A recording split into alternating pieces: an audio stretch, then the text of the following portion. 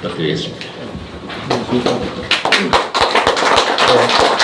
감사합니다. 정인규 교수님께서 잘 정리를 하고 우리가 받을 피해나 이런 것들은 저도 다 전적으로 지금 동의를 하고 있습니다. 그래서 제가 크게 드릴 말씀이 없지 않나 이런 생각이 드는데요. 이제 뭐 겁이 많은 강아지고 무지하게 짖어요, 그죠? 근데 진짜 힘세고 그런 강아지 보면 가만히 있다 헉 물어버리는. 근데 지금 우리나라 정부가 너무 겁을 먹고 있지 않나 이런 생각이 들 정도로 말이 진짜 많아요. 이게 그런데 거기에 무슨 대책을 갖고 있으면 그나마 이해를 하고 있는데 무슨 대책도 사실 아무것도 없는 것 같아요. 그래서 저희들이 지금 아까 정인 교수님께서 말씀하셨듯이 화이트 국가에서 이제 제외가 되면 한 115개 이렇게 이제 품목이 이제 규제 대상이 되는데 일일이 한번 다 봐야 된다고 생각을 해요. 우리가 품목마다 얼마나 일본에 의존을 하고 있고 그게 정말 필수 소재인지 그다음에 대체선이 있는지 이런 거를 따져 봐야지만 이제 거기 뭐 일본이 무슨 공격을 할지를 아는데 지금 그런 준비도 하나도 안 돼 있는 상태예요. 뭘 공격할지도 모르는 거예요 지금. 그리고 또 무슨 싸우자고 하면서 하는 얘기들은 뭘 갖고 싸워야 되는지도 얘기를 안 해요. 그래서 그 품목을 이렇게 이제 들여다보는데 너무 이제 시간이 많이 걸리니까 저희들도 지금 많은 인력을 투입을 해서 지금 하고는 있지만 아직 발견을 못했어요. 그래서 제 생각하기에 정말 죽창이라도 있으면 좋겠다 그 중에. 그래서 그거 들고 가서 한번 싸웠으면 좋겠다 이런 생각인데 죽창도 없는 지금 그런 실정인 것 같아요. 그래도 이순신 말씀을 하시고 서의를 들먹이고 하는 걸 보면 참 안타깝다는 생각이 드는데요. 이순신 장군이 얼마나 그 와싱 상담을 했습니까? 힘이 없을 때 거북선을 만들고 나가서 싸우지 않는다고 그냥 그 비난을 받고 나중에는 감옥까지 투옥까지 되시고 이렇게까지 만들면서도 한 이유가 내가 원하는 데서 원하는 지점에서 싸우기 위해서 그런 거 아니에요. 그래서 다 이긴 거 아닙니까? 지금 뭘 갖고 싸우는지를 잘 모르겠다 이런 생각이 좀 듭니다. 그래서 보면 이게 이제 이순신이 아니고 원균의 이제 실정을 그러니까 무모하게 용기만 있는 거죠. 이제 권율한테 그 곤장을 맞고 화가 나니까 가서 싸우다가 사실 그때 진 게 뭐냐면 우리나라가 이제 포거리가 좋으니까 그러니까 원거리 전투를 해야 되는데 접근전을 한 거죠, 그죠? 그래서 200척을 다 함몰시킨 이런 황당한 짓을 하지 않을까 하는 걱정도 상당히 지금 들고 있습니다. 일본이 지금 아까 말씀했듯이 우리나라 이제 주력 업종 그다음에 그 대표 기업들이 어디가 약점인지를 지금 정확히 파악을 하고 있는 것 같아요. 그래서 이제 공격을 할 것 같은데 보면 지금 그 뭐 원료나 이제 소재 부품 이건 이제 규제하는 거 그럼 3개만 했는데도 지금 우왕좌왕하고 있고 어떻게 할지 모르는데 115개까지 이제 1115개까지 이제 확장이 되면 상당히 이걸 우리가 어떻게 감당할지 참 걱정이 되는 순간이에요. 그 다음에 이제 인적 교류나 이제 무비자 입국, 그 다음에 학생들까지도 이제 일본에서 이제 못 오게 할 가능성이 있습니다. 그러니까 대부분의 기술들이 이런 이제 국가 안보와 관련이 됐다면 어떤 이제 이런 인적 교류나 뭐 학자들의 그 세미나나 이런 것들도 다 중단이 될 거로 생각이 되고요.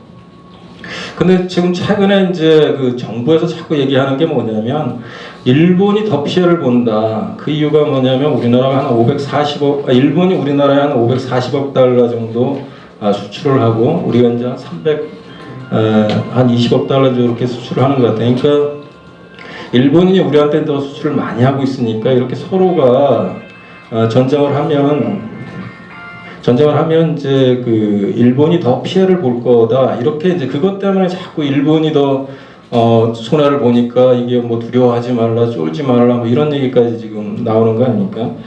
그런데 그 내부적으로 보면 그 얘기가 안 되는 게 우리나라는 전부 아까 앞에서 말씀을 했지만 전부 부품 소재예요. 산업재 위주로 하고 우리 같은 경우에 수출을 하는 게 이제 대부분이 1, 2가 석유하고 석유 제품이란 말이에요. 그 얘기는 뭐냐면 석유하고 석유 제품은 중국이나 동남아 이런 데가 뭐 가격 덤핑으로 팔다시피 하는 이런 제품이거든요. 그러니까 우리가 뭐 거기 못 팔면 우리가 손해지 일본이 아쉬울 게 하나도 없는 이런 제품들이고 그러다 보니까 부품 그러니까 항목으로 들어가면 전부 우리가 손해 보는 항목들뿐이 없더라 이제 그런 생각이 들고. 그다음에 CPTPP라는 게 있는데 일본 주도로 이제 거기서 미국이 빠져갖고 이제 일본 주도로 지금 하고 있는데 거기가 이제 우리가 거기 개입을 그러니까 거기에 참여를 하겠다고 지금 계속 우리가 거기 처음부터 안 했으니까 참여를 하려면 일본의 허락이 필요한 상황이거든요. 그런데 아마 이게 분쟁이 좀 격화되면 분명히 이제 우리가 거기 참여를 못하게 될 결과가 커요. 그러니까 거기에 참여를 못한다는 얘기는 우리가 이제 수출이나 수입선 다변화에도 상당히 열악한 이치로 갈 수밖에 없다는 거예요. 대부분이 동남아 국가고 우리나라 이제 가치 사슬이 대부분이 동남아랑 이렇게 연결이 돼 있어요. 그래갖고 여기 가입 못하는 것도 상당히 우리 경제에 피해가 될 거로 보이고요. 금융제재는 뒤에서 더 말씀을 드리겠습니다.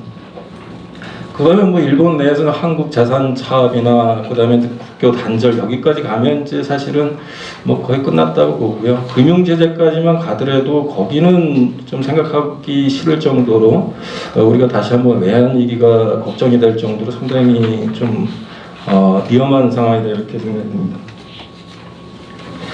그래서 어차피 이제 한일 무역 전쟁은 한일 간 다 손해를 보는 거는 맞아요. 그러니까 우리가 훨씬 더 크게 손해를 보고 일본도 이제 어떤 가치 사슬이나 글로벌 가치 사슬이나 다 연계가 돼 있기 때문에 일본 자체도 이제 영향을 받고 손해가 보는데 단지 뭐냐면 이제 중국이 반사 이익을 얻는다는 거죠. 그러니까 중국이 이익을 얻으면 미국하고 이제 지금 중국하고 일어나는 이런 거대한 이제 체제 전쟁이 있지 않습니까? 자유시장 경제 체제하고 국가 주도의 자본주의 체제 이런 데 있어서 사실은 이제 자유주의 체제가 상당히 불리한 여건으로 가는 이런 이제 우려가 있습니다. 그래서 이제 그런 측면에서 만약에 미국이 개입을 하면 개입할 여지는 있다고 생각을 하는데 경제적인 측면만 딱 고려를 하면 미국이 전혀 개입할 여지가 없어요. 그러니까 분석을 해보면 지금 우리나라 반도체 산업이 붕괴가 된다. 그러면 미국의 애플이나 HP 뭐 이런 회사들은 손해가 분명히 되겠죠. 우리 반도체 소재를 사용해서 이제 생산을 해야 되니까.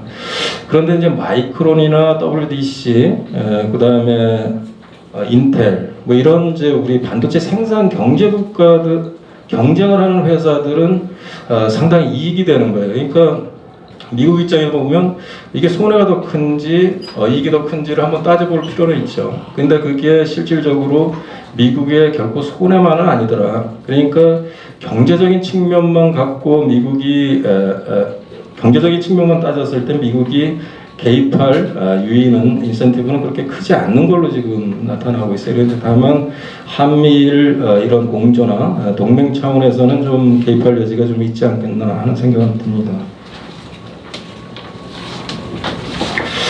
그리고 이제 이번에 그 역사적으로는 좀 많은 무역 분쟁이 있었지만 대부분의 특징이 이제 어떤 자국 내 산업 보호라든가 어떤 수출 경쟁력 우위를 노리는 이런 이제 분쟁이었고, 그리고 대부분 적자국에서 그러니까 시작을 하는 게 대부분이에요. 그러니까 그런데 불구하고 지금은 보면 일본이 먼저 일본이 이제 흑자국이 우리가 적자국인데 일본이 먼저 이제 시작을 했다는 점. 그리고 그 점이나 이제 뭐 이건 물론 이제 정치적인 지금 앞에서 말씀했던 정치적인 그 역사적인 문제에 대한 보복적인 특성도 좀 있는 것 같고 그렇지만 이 경제적인 측면에서 보면 이게 4차 산업과 상당히 연계가 돼 있다 이렇게 생각이 돼요. 지금 화웨이 문제도 아까 언급이 됐지만 4차 산업이라는 거는 어떤 가치 여러 가지 가치 사슬을 이제 형성해서 하는데 거기에서 선도적 지위에 간다는 것은 곧 모든 부가가치를 그 선도적인 그 가치 사슬을 가진 기업이 다 갖고 가죠. 그리고 나머지 남아있는 부가가치를 갖고 이제 대부분이 그 추격 산업들이 치열한 생존 게임을 벌이는 이런 형태로 진행이 됩니다. 그러니까 어떤 분야에서 선도적 지위를 갖는 것은 무지하게 중요한 개념이에요. 그런데 지금 중국이 국가 주도로 기술 탈취까지 마다하지 않고 해가면서 이런 4차 산업에서 선도적인 지위를 확보해 이제 굳히려는 이제 전략이 이제 중국 제조 2025 아닙니까? 그게 이제 미국이 바라봤을 때 저런 식으로 국가 주도로 4차 산업에서 어떤 선도적 지위를 빼앗겼을 때는 앞으로 미래의 경제에 대한 상당한 영향이 있을 거라고 판단을 해서 미국이 지금 이런 이제 무역 전쟁을 벌이고 있는 상황입니다. 근데 한일 무역 분쟁도 이러한 관점에서 보면 우리나라 반도체, 삼성이나 이런 데서 미래형 반도체, 미래 반도체에 대해서 선도적인 지위를 지금 갖고 가려고 하고 그것을 계속 반도체, 삼성이나 이런 데서 그거를 유지를 해 나간다면 일본한테도 상당히 지장이 될 거라는 이제 판단을 하고 있는 느낌이에요. 그러니까 그런 측면에서 지금 이 차제에 우리나라 반도체 산업을 생태계를 붕괴를 시키고 그 자리를 뭐 도시바나 여러 가지 이제 선진 기술 가진 기업들이 치고 들어오는 게 유리하다고 판단하지 않았을까 하는 생각이 드네요. 이건 전적으로 이제 경제적인 문제만 말씀을 드렸을 때. 그래서 이제 피해도 무지하게 크게 나타나는데요. 지금 아까 앞에서 말씀했듯이 그 세 가지 물품 다 합쳐봐야 3억 8,500달러, 그러니까 4억 달러 정도뿐이 안 되는데 그런데 그게 없으면 안 되니까 생산이 중단이 되니까 우리나라 이제 반도체가 작년에 141조 원 정도 생산을 했는데 그 자체가 무너지는 거거든요. 그러면 그게 그러니까 연관업과 후광업과 뭐 이런 것을 갖고 우리나라 아까 말씀했듯이 생태계가 붕괴되는 이런 식으로 가니까 GDP 손실도 엄청나게 크게 나타나고 사실 그 삼성 입장에서 보면 3억 8,500만 달러라는 게 그게 얼마나 되겠어요. 그러니까 그게 만약에 옛날처럼 이런 이제 가격 규제나 관세 전쟁으로 해서 삼성한테 그게 이제 3배, 심지어 10배가 되더라도 물량만 확보만 할 수 있다면 삼성 같은 경우는 문제가 안 돼요. 그 얼마 되겠어요. 근데 그리고 또 삼성이 이제 그 독점적 지위를 갖고 있으니까 그거를 갖다가 가격을 높여서 팔더라도 세계 수요자들이 그렇게 떨어져 나가지도 않아요. 그러니까 오히려 삼성 입장에서는 낮은 가격에서 반도체를 높게 올려서 팔 수 있는 이런 기회가 되고 하다 보니까 그거는 거의 뭐 GDP 손실이 없는 오히려 좋아질 수도 있는 여지가 분명히 존재를 하는데 지금은 돈을 주고도 못 사는 상태가 이제 발생을 하고 그 다음에 그러다면 중단이 되는 이런 이제 현상이 나타나게 될 거다. 그래서 이제 상당히 이제 피해가 클 거고 그 다음에 또 한 가지 이제 우려스러운 거는 반도체 산업이 이렇게 붕괴가 되고 그 기업들이 생존을 모색하는 방법이 지금은 미국으로 가는 수밖에 없죠, 그죠? 지금 공장을 한국에서 세우면 그 부품 소재를 조달을 하지 못하는데 무슨 한국에다 누가 공장을 세우고 자기 기업이 망하기를 바라겠어요. 당연히 화이트리스트에 들어가 있는 가장 안전한 국가에 가서 공장을 세우는 게 가장 좋아요. 그러면 삼성이나 SK 하이닉스가 이제 미국으로 가서 공장을 세우고 그렇게 되면 우리나라 국내 투자가 줄어들고 거기에 관련된 또 그 고용이나 성장이나 이런 데도 얼마나 많은 그 피해를 주겠어요. 그래서 어쨌든 지금으로서는 어떤 방법을 모색을 해야 되는데 그 방법 자체가 마땅치 않다는 게 지금 문제가 되고 있는 것 같아요. 그래서 이제 딱 두 가지만 더 말씀드리면 금융 제재로 이쪽에 분쟁이 되면 어떻게 될까를 한번 고려를 해볼 필요가 있어요. 그러니까 이게 자꾸 악화되면 갈 게 뻔하거든요. 지금도 돈을 빼가는 여지가 보이고 감지가 되고 있고 이게 더 악화되면 실질적으로 상당히 심각한 문제가 되는 것 같아요. 그러니까 우리가 이제 일본이 우리나라 투자한 금액이 한 833억 달러 정도 되고, 그래서 우리가 일본에 투자한 것보다 2.1배나 많은 상황입니다. 그리고 여기에는 이제 한국 기업이 해외 공장을 세우면서 우리나라 통계에 잡히지 않는, 또 그렇게 그 일본으로 빌려온 돈이 상당히 많은 걸로 판단이 나고 있어요. 그러니까 이재용 부회장이 일본에 갔을 때 금융계를 만난 이유도 아마 거기에 있는 걸로 판단이 돼요. 해외에서 빌린, 해외 공장을 짓기 위해서 빌린 그런 돈에 어떤 좀 문제가 생기지 않을까, 그거를 이제 점검을 한 것 같은 생각이 드는데요. 어쨌든 이렇게 되면 우리나라 기업의 신용도, 이게 자금이 빠져나가고, 그러면 신용도가 떨어지게 되고, 신용도가 떨어진다는 거는 자금 조달 비용이 엄청나게 늘어난다는 얘기거든요. 그래서 이제 국가 신용도까지 떨어지면 이제 그게 IMF 때처럼 자금은 빠져나가고 해외에서 조달할, 아무리 이자를 높게 쳐줘도 누가 그 망하는 나라나 기업한테 돈을, 그 회사채나 국채를 사주겠어요. 그러니까 이제 IMF로 갈 수밖에 없는데, 그러면 이제 그게 바로 국가 부도 아닙니까? 그래서 그래서 외환 보유고가 충분한지도 좀 따져봐야 되는데, 외환 보유고가 지금 4천억 달러 정도 되는데, 이게 이제 그 BIS는 다른 국제기구에서 말하는 적정 외환 보유고가 있어요. 그런데 그게 한 4,800억 정도 되는 것 같아요. 그러니까 대략 한 800억이 모자라는데, 그게 이제 그렇지만 이제 우리 통화 수합을 맺은 게 한 1,200억 달러 되는, 간신히 막을 수는 있겠지 않겠나 이런 생각은 들어요. 그런데 중국이나 이런 데서 이제 통화 수합을 제대로 좀 이행을 해줄지, 우리가 위기에 처했을 때 그거는 좀 불안한 측면이 있고, 마지막으로 이제 국산 하나만 말씀을 더 드리겠습니다. 이게 4차 산업이라는 가치 사슬에 대해서 제대로 이해를 못하니까 국산화 추경하면 뭐 국산화가 금방 되는 것처럼 이제 정부가 얘기하는 것도 상당히 답답한 측면이 있는데요. 이게 가치 사슬이라는 거는 세계에서 가장, 그게 생존을 하기 위해서는 세계에서 가장 좋은 기업들이 뭉치는 거 아닙니까? 가장 거기서 베스트 기업들이. 근데 지금 보면 우리나라 거기에 껴 있는 기업들도 스스로 기술 개발을 하고 그 제품을 질을 높이고 값싸게 하기 위해서 엄청난 노력들을 해요. 근데 지금 우리나라에서 그런 식으로 납품 단가나 기술 개발을 하려면 당장 기술 탈취로 얘기를 하고, 이게 불공정 거래가 되는 거예요.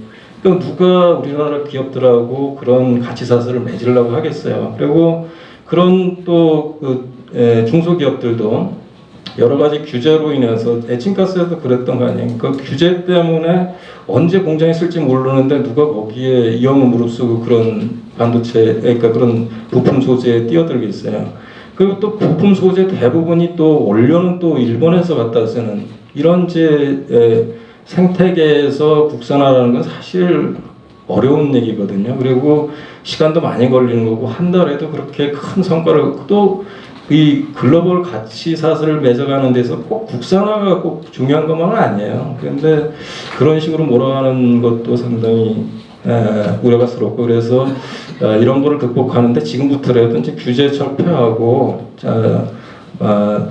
반기업 친노조 정책도 이제 좀 수정을 하고, 소득주도 성장 이거 이상한 정책들 빨리 중단하는 게 지금이라부터 이렇게 준비해서 와신상담하면서 힘을 기를 때라고 생각합니다. 예, 감사합니다.